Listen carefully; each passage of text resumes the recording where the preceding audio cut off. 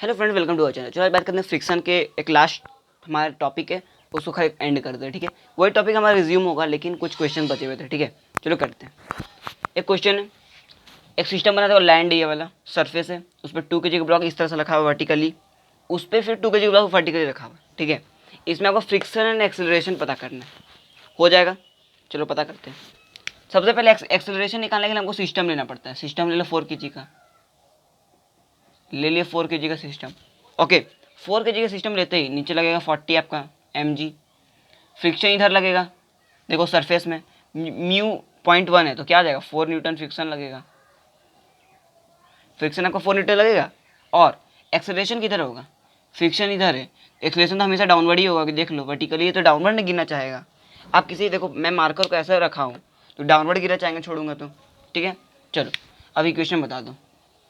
40 - 4 equation हो जाएगा, यहाँ लिख लो 40 - 4 इक्वल्स टू 40 - 4 इक्वल्स टू 4 है। सही है। एक्सेलरेशन का वैल्यू कितना आया बता, 9 मीटर पर सेकेंड स्क्वायर आ गया। देख लो, नोट कर लो। चलो एक्सेलरेशन तो आ गया, अब हमको फ्रिक्शन निकालना है। फ्रिक्शन दोनों के बीच निकाल लेते हैं। तो किसी एक ब्लॉक को पकड़ते हैं फ्रिक्शन के लिए, 2 kg वाले ब्लॉक को पकड़ते हैं, छोटे वाले इसको। ठीक है, तो इधर लग रहा है उसका 40 न्यूटन फोर्स। 40 न्यूटन फोर्स ऐसे लग रहा है इसका, लग रहा है इसी डायरेक्शन में 40 न्यूटन। नीचे इसको लगेगा 20, इधर लगेगा फ्रिक्शन कितना लग रहा है 20 × 0.2 कितना हो जाएगा 4 न्यूटन लग रहा है फ्रिक्शन। 4 न्यूटन फ्रिक्शन लग रहा है, सॉरी फ्रिक्शन तो पता नहीं मुझे, फ्रिक्शन यहाँ लिख लो। और नीचे आपका एक्सेलरेशन कितना है 9 मीटर पर सेकेंड स्क्वायर। फ्रिक्शन मुझे पता ही नहीं भैया, क्योंकि इसमें 4 न्यूटन लगा भी नहीं सकता है। क्यों, मुझे बैलेंस ना करना है, मुझे करना है कि ये दोनों साथ में रहे। फ्रिक्शन चाहता है क्या दोनों साथ में रहे, तो फ्रिक्शन तो अलग आएगा। ट्राई करो फ्रिक्शन कितना आ रहा है, देखो आ गया।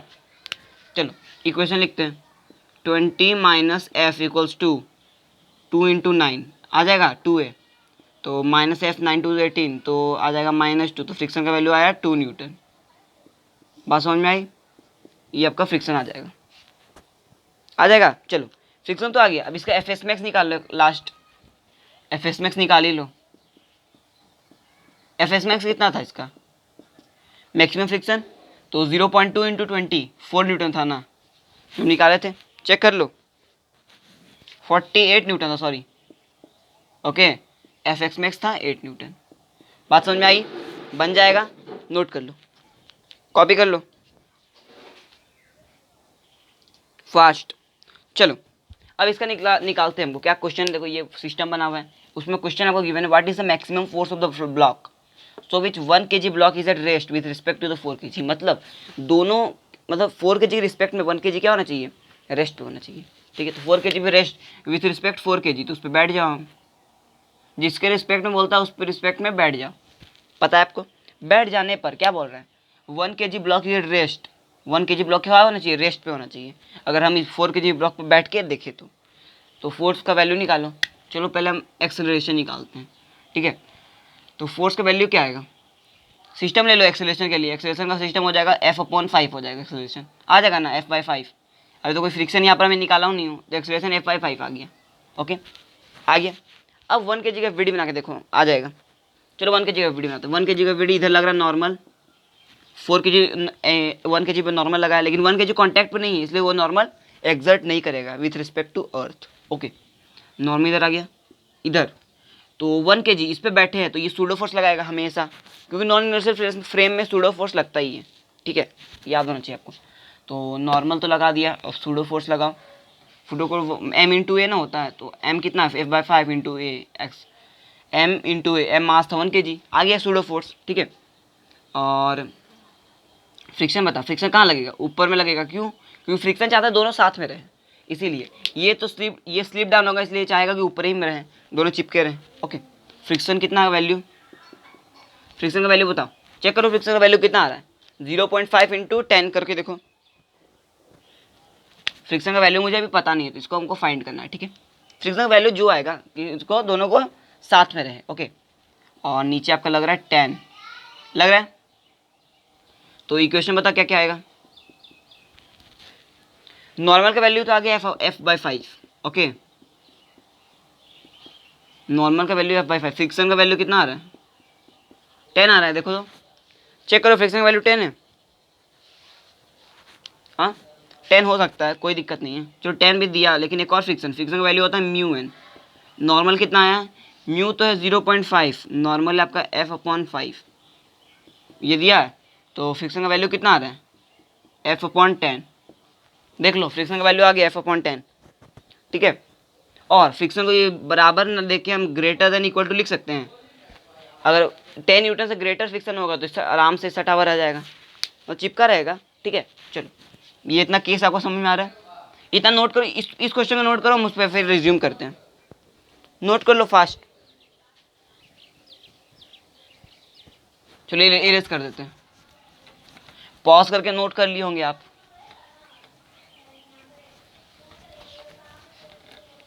चलो अब रिज्यूम करते हैं क्वेश्चन का, हमारा फ्रिक्शन तो आ गया, ओके, फोर्स भी आ ही गया लगभग, चल फ्रिक्शन तो आ गया greater than equal to, friction कितना था हमारा, ग्रेटर देन 10 न्यूटन बोल सकते हैं ना, तो फोर्स हमारा कितना हो जाएगा, ग्रेटर देन 100 न्यूटन हो जाएगा, less than 100 Newton, less than greater than होगा, सॉरी ग्रेटर देन हो जाएगा 100 न्यूटन, ठीक है। यहाँ से फोर्स आ गया ग्रेटर देन 100 न्यूटन आ गया। अब चेक करो कि आपका ये एक्सेलरेशन कितना आने वाला है, चेक करो नॉर्मल, कुछ भी चेक करो, फोर्स का वैल्यू तो हमारा आ गया, हमको यही निकालना था फोर्स, लेकिन अब वो आपको मन नहीं तो नॉर्मल भी चेक करो, नॉर्मल कितना आएगा,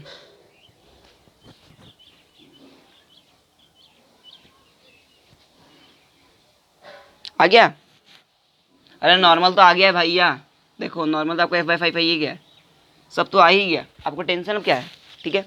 तो ऐसे हम क्वेश्चन को सॉल्व करते हैं, फोर्स निकालने बोलेगा, देखो निकल गया, फोर्स का वैल्यू बोला था, किस वैल्यू पर दोनों साथ में रहेगा, विथ रिस्पेक्ट टू 4 kg, तो 4 kg के रिस्पेक्ट पे हम क्या किए, सूडो फोर्स लगा दी, बस वो खेल खत्म, N/5 F क्या होगा, ग्रेटर देन 10 न्यूटन होगा तब रहेगा, तो वैसे करके 10 न्यूटन ग्रेटर करके 100 न्यूटन कर दिए, जब तक 100 न्यूटन से बड़ा होगा फोर्स तब तक क्या होगा, बड़ा बराबर, तब ये रहेगा विथ रिस्पेक्ट टू 4 kg, ठीक है। कॉपी करो, एक लास्ट क्वेश्चन करते हैं, उसका हम सर्कुलर मोशन में एंट्री करेंगे, ठीक है, नोट कर लो। तो चलो फ्रेंड्स अपना लास्ट क्वेश्चन पहुंचते हैं, इसमें हमारा फ्रिक्शन चैप्टर एंड हो जाएगा, ठीक है। चलो क्वेश्चन क्या है, a man stands stationary with respect to the horizontal conveyor belt accelerating at 1 metre per second square, what is the net force on the man if mu equals to 0.5, then up to what acceleration of the belt can the man continue to be stationary with respect to the belt if his mass 65 kg, ठीक है, try करो, हो गया। चलो बोल क्या, man stands stationary with respect to the horizontal conveyor, तो मतलब एक हॉरिजॉन्टल कर्वेबल है, कर्वेबल मतलब कुछ भी हो सकता है, प्लेट टाइप का, ठीक है, उस पर एक मैन खड़ा हुआ है, ठीक है, वो कर्वेबल कितना स्पीड से जा रहा है, acceleration 1 metre per second square से वो जा रहा है कर्वेबल, ठीक है। तो हम पहले फोर्स निकाल लेते हैं, फोर्स आपको निकालने बोला, फोर्स का फॉर्म होता है एम ए, मास कितना दिया 65 kg, एक्सेलरेशन है 1 metre per second square, with respect to बात किया है तो 65 न्यूटन इस पर फोर्स लग रहा होगा, ठीक है, 65 न्यूटन फोर्स लग रहा है, तो पूछ क्या रहा है, इफ म्यू बराबर 0.5, म्यू दिया 0.5, म्यू कितना है 0.5, then up to what acceleration of the belt can the man be continued in the stationary with respect to the belt, मतलब कितने एक्सेलरेशन यहाँ पर रहे कि दोनों स्टेशनरी बेल्ट और ये मैन दोनों साथ में रहे, वो पूछा है। तो इसके पीछे लगेगा फ्रिक्शन, यहाँ पर लगेगा ना कि साथ में रहे, ये तो एक्सेलरेशन के कारण ये आगे जाना चाहेगा, आगे इसको फेंका आना चाहिए, लेकिन फ्रिक्शन क्या चाहेगा कि पीछे ही रहे, ठीक है। तो दोनों का फ्रिक्शन और एक्सेलरेशन का फोर्स बराबर हो जाए, फ्रिक्शन और फोर्स बराबर हो जाए तो आपका काम बन सकता है, ठीक है। तो बराबर कर दो, फ्रिक्शन का वैल्यू क्या होता है म्यू एम जी और फोर्स का होता है एम ए, ठीक है, बराबर कर देते हैं, म्यू कितना दिया है 0.5, एम जी कितना है 650, मास मास कितना है देखो 65 है, एक्सेलरेशन पूछा है निकाल लो, ये हो जाएगा 10 तो कट जाएगा अपॉन 65, तो एक्सेलरेशन का वैल्यू कितना आ रहा है पता करके बताओ, ट्राई कर लो।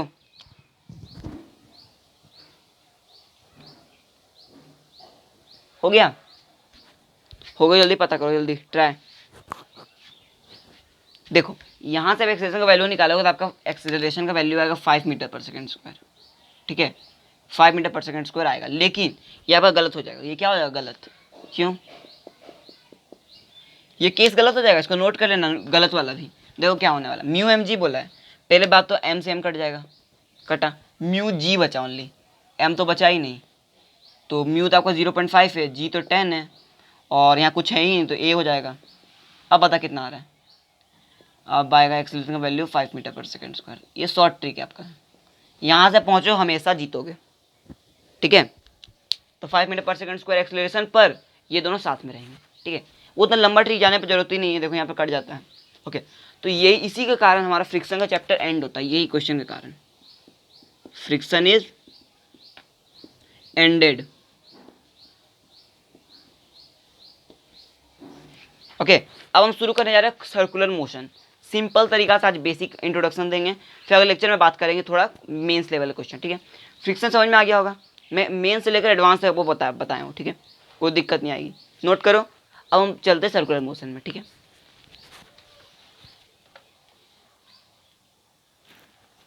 तो चलो फ्रेंड्स, अब हम स्टार्ट करते हैं सर्कुलर मोशन, हमारा प्यारा चैप्टर, चैप्टर नंबर 5, ओके। बहुत अच्छा चैप्टर है सर्कुलर मोशन। देखो आपको मैं सिंपली तरह समझ आता हूँ। देखो दो कार है, इस चैप्टर की जरूरत क्यों पड़ी, ओके। दो कार है, एक ए पॉइंट पे आदमी खड़ा है, एक बी पॉइंट पे, एक सी पॉइंट पे, ठीक है। दोनों का कार को एक साथ देखा, ठीक है। देखो इस तरह का पॉइंट ऑफ व्यू दिया है, लाइन की दो लाइन्स में इसको पॉइंट ऑफ व्यू दिया हूँ, ठीक है।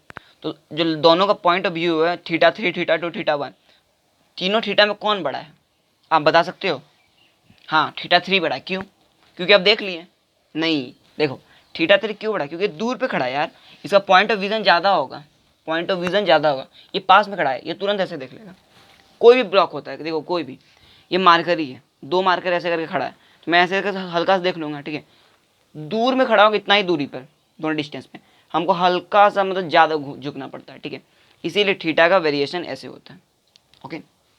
बात समझ में आ रही है? लेकिन ये जो आपको दिया हुआ है, ये आपको जो दिया है इनइक्वालिटी, ये गलत है। क्यों? ये अपोजिट होगा, θ1 ना बड़ा होगा भैया। देखो मैं आपको अभी तो समझाया हूँ, पास ब्लॉक है तो अच्छा से देख लिया, मतलब थोड़ा टाइम लगा देखने में, लगा ना कि थोड़ा झुका, या ऐसे देखो राउंड किया लगा, टाइम लगा, एंगल ज़्यादा है। वही दूर में रहता, दोनों एक ही साथ देख लेते आप, तो दोनों एक ही साथ दिख जाता, या ऐसे करते बस दिख गया, ठीक है। इसीलिए पास वाले जो एंगल रहता है वो ज़्यादा होता है, देख रहे हो कितना ज़्यादा है, दूर जाकर छोटा होते जा रहा है, सिकुड़ते जा रहा है, मतलब एंगल छोटा होता है, ठीक है। यह आप हमेशा गौर करना, ओके। अब डिस्प्लेसमेंट, अब हम पढ़ते हैं इस सर्कुलर मोशन में पढ़ते हैं एंगुलर के बारे में, ठीक है। एंगुलर क्या होता है? एंगुलर क्या होता है? जो एंगल्स पे डिपेंड करता है यार, जो 2D 3D सब में जाएगा उसको बोलते हैं सर्कुलर। ये सर्कुलर है, ओके। इसके बारे में बाद में बात करेंगे, सर्कुलर क्या होता है, पीरियोडिक क्या होता है, सब तो एसएचएम में बात करेंगे, लेकिन मैं एक एग्जाम्पल दिया, ओके, सर्कुलर के बारे में। तो डिस्प्लेसमेंट को हम क्या नाम से देते थे लीनियर में? लीनियर में आप डिस्प्लेसमेंट में पढ़े थे एक्स से, ठीक है। डिस्प्लेसमेंट था एक्स, वेलोसिटी क्या था भी, एक्सेलरेशन था ए, ठीक है। इसी को मैं एंगुलर में क्या बोलते हैं? डिस्प्लेसमेंट को एंगुलर डिस्प्लेसमेंट थीटा, ठीक है। Angular velocity omega, angular acceleration alpha. देखो यही वेरिएशन आया है, एक्स को हम थीटा बोलते हैं, वेलोसिटी को ओमेगा, एंड एक्सेलरेशन को अल्फा। बस यही चेंज है, same thing, same work, same property, okay. वही चीज़ रहेगा, वही चीज़, ठीक है। तो इसको नोट करो, उसका हम एक एक करके सबके बारे में डिस्कस करते हैं, angular velocity, angular displacement, angular acceleration, ठीक है। कॉपी कर लो। तो चलो फ्रेंड्स, एंगुलर डिस्प्लेसमेंट के बारे में डिस्कस करते हैं, ठीक है। देखो मैं आपको डिस्कस, एक सर्कल है, ठीक है। एंगुलर डिस्प्लेसमेंट होता क्या, इसको डिनोट करते हैं हम थीटा से, आपको तो मैं बता चुका हूँ, थीटा डिनोट करते हैं। तो देखो थीटा होता क्या असल फॉर्मूला, ओ पॉइंट से दो, देखो लेंथ है, मतलब दो डिस्टेंस है, एक इधर एक इधर, ठीक है। आर उसका रेडियस है, थीटा एंगल पे कोई कोई पार्टिकल ए पॉइंट से बी पॉइंट तक गया सर्किल में, कितना लेंथ ट्रैवल किया, एस लेंथ ट्रैवल किया, रेडियस आ रहा है, थीटा आपको निकालना है, एंगुलर डिस्प्लेसमेंट। तो एंगुलर डिस्प्लेसमेंट का फॉर्मूला क्या होता है? S/R, ठीक है। एस जितना डिस्टेंस ट्रैवल किया सर्किल में, और अपॉन रेडियस, जितना रेडियस है, ठीक है। तो इसी को हम क्या बोल देंगे, S equals to R theta बोल सकते हैं हम। तो एस बराबर आर थीटा, ये आपका फॉर्मूला होता है, एंगुलर डिस्प्लेसमेंट बराबर एस अपॉन आर, थीटा बराबर एस अपॉन आर, ठीक है, हमेशा याद रखना। और एस बराबर आर थीटा भी याद कर सकते हो। और अच्छा, तो एंगुलर डिस्प्लेसमेंट का यूनिट क्या होता है, एंगुलर जैसे डिस्टेंस का यूनिट क्या होता है मीटर, वैसे ही एंगुलर डिस्प्लेसमेंट का यूनिट होता है रेडियन बोल सकते हो, डिग्री। थीटा को डिग्री से डिनोट करते हैं कि नहीं, 90 डिग्री 180 डिग्री, वही उसको उसी को बोलते हैं एंगुलर डिस्प्लेसमेंट। ओके, बाद में आपको समझ में आएगा धीरे धीरे, टेंशन नहीं है। यूनिट को रेडियन या डिग्री है, डायमेंशन क्या है 0, क्यों, देख लो डायमेंशन, एस क्या है एल हो जाएगा, आर भी एल हो जाएगा, एल एल कट जाएगा 0 हो जाएगा, ठीक है, इसलिए डायमेंशन क्या है 0 है, m0 l0 t0। एक और आप लाइन याद रखना, for small angles angular displacement can be treated as vectors, ठीक है, स्मॉल एंगल्स के लिए एंगुलर डिस्प्लेसमेंट वेक्टर के लिए ट्रीट कर सकते हैं। तो वेक्टर का प्रॉपर्टी क्या था, commutative law, associative law, distributive law property है ना। तो कम्यूटेटिव लॉ स्मॉल एंगल से क्या होगा, D theta 1 plus D theta 2 बराबर D theta 2 plus D theta 1। इस कम्यूटेटिव लॉ को हम और क्या बोलते हैं, ए प्लस बी बराबर बी प्लस ए, वही बात है, theta 1 D theta 1 D theta 2, फिर पलट दो D theta 2 plus D theta 1, ठीक है, खाली स्मॉल एंगल्स के लिए, डी थीटा के लिए नॉट थीटा, थीटा के लिए बराबर बात नहीं होगा, theta 1 theta 2 not equal to theta 2, ठीक है, बड़ा एंगल्स के लिए ये बात नहीं चलेगा, ठीक है, only for only small angles. और एक प्रॉपर्टी क्या रखना, पाई रेडियन का वैल्यू क्या होता है 180 डिग्री, ठीक है, pi radian equals to 180 degree, या 2 पाई रेडियन बराबर 360 डिग्री, याद हो जाएगा। चलो एक और बात याद रखना, 1 रेडियन का फॉर्मूला क्या होता है 57.3 डिग्री बोलते हैं, जिसको हम क्या बोलते हैं 0.159 रेवोल्यूशन। ये आपका फॉर्मूलाज है कुछ है, या कुछ कॉन्सेप्ट बोल सकते हो, हमेशा याद रखना बेसिक प्रॉपर्टी से, ठीक है, नोट कर लो। हो गया नोट, एक और लाइन आप लिख लेना, पहले इसको नोट कर लो उसके बाद मैं बताऊंगा। तो चलो फ्रेंड्स, अब बात करते हैं डायरेक्शन और कुछ देखते हैं डायरेक्शन क्या होता है राइट हैंड थंब रूल का, ठीक है। तो डायरेक्शन आपका थीटा जो है, मतलब एंगुलर डिस्प्लेसमेंट डायरेक्शन क्या होता है, हम उसके डायरेक्शन कैलकुलेट करते हैं राइट हैंड थंब रूल, पता हो आपको, अब वेक्टर में तो मैं पढ़ा चुका हूँ, ठीक है।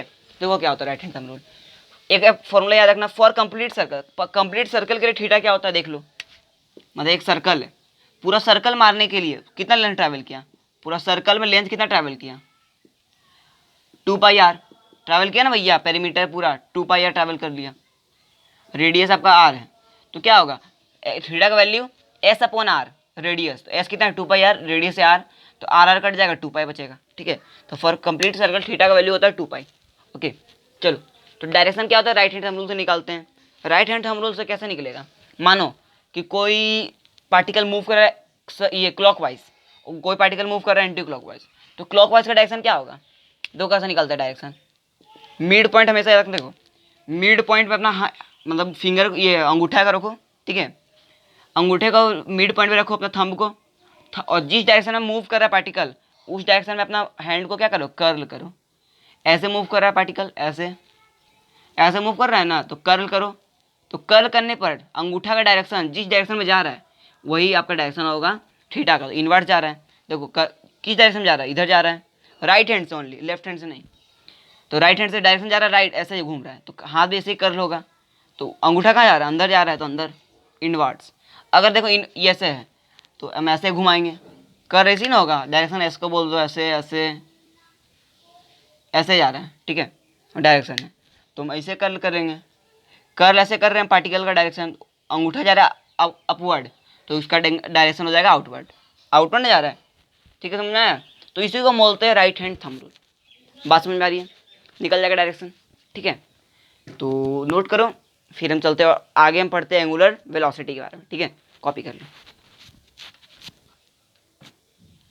तो चलो फ्रेंड्स, अब बात करते हैं एंगुलर वेलोसिटी के बारे में, ठीक है। देखो बेसिक कुछ लेक्चर बात करते हैं, बेसिक है। एंगुलर वेलोसिटी को हम डिनोट कैसे करते हैं, it is the rate of change of velocity, not it is the rate of change of angular displacement with respect to time, मतलब कि एंगुलर डिस्प्लेसमेंट का रेट जो होता है चेंज, उसी को हम बोलते हैं एंगुलर वेलोसिटी, ठीक है।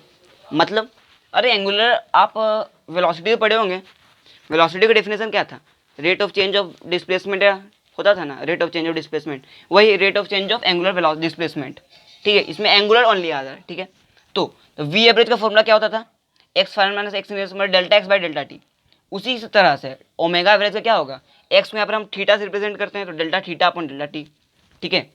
यूनिट क्या होता है, थीटा का यूनिट क्या था रेडियन, ये डिग्री, तो इसका क्या होगा रेडियन पर सेकेंड। देखो रेडियन पर सेकेंड, ये डायमेंशन होता है m0l0 t-1, t-1 क्यों, t नीचे आ गया, ओके, तो -1 पावर चल जाता है।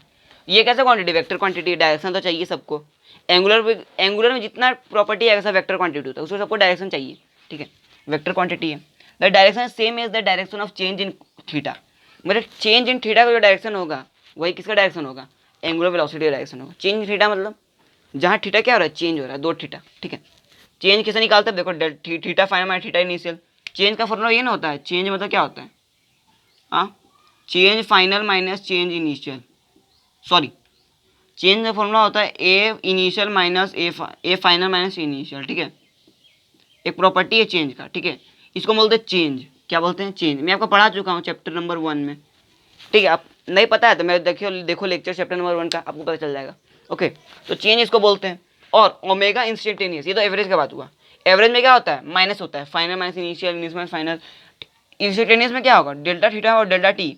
इंस्टेंटेनियस मतलब किसी एक पार्टिकुलर पॉइंट पे, मतलब उसमें टाइम क्या हो जाएगा पूरा, मतलब 0 के बराबर हो जाता है, इतने छोटे माइक्रोस्कोपिक पॉइंट पे, तो उसमें टाइम क्या हो जाएगा, डेल्टा टी 0 के बराबर हो जाएगा, मतलब D theta by D T, ठीक है। ये होता है फॉर्मूला, बात समझ में आ रही है, तो इतना नोट करो। और कुछ क्वेश्चंस है, प्रॉपर्टीज एंगुलर एक्सेलरेशन है, वो हम अगले लेक्चर में बात करेंगे, ठीक है। तो आज के लिए इतना ही, पढ़ाई करते रहिए, ऑल द वेरी बेस्ट।